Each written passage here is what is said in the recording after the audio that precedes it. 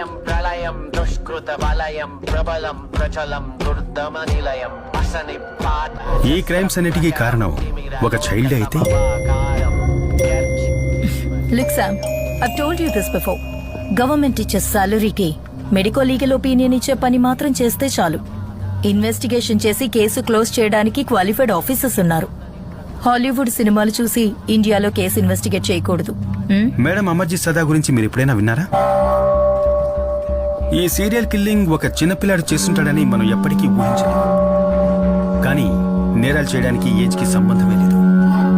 వీడే అమర్జిత్ సదా, serial killing విషయంలో మొట్టమొదటిసారిగా అరెస్ట్ అయిన చిన్న కుర్రాడు. వీడి వయసుందో తెలుసా మేడం? 8 ఏళ్లు. వీడి సొంత చెల్లెలతో సహా వీడికంటే వయసు తక్కువలో ఉన్న ముగ్గురిని ఇటికిరాయితో దారుణంగా తల పగలగొట్టి చంపి అరెస్ట్ అయ్యింది ఎక్కడో యూరోప్లోనో అమెరికాలోనో కాదు మేడం, ఇక్కడే మన దేశంలో, బీహార్.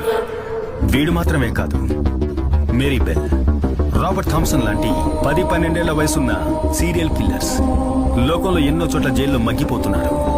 దీనివల్ల చిన్నపిల్లలు కూడా క్రైమ్ చేయడానికి అర్హులేని అర్థమవుతోంది. అందుకేగా మేడం మనకు ఒక జునైట్ సిస్టమ్. Okay Sam,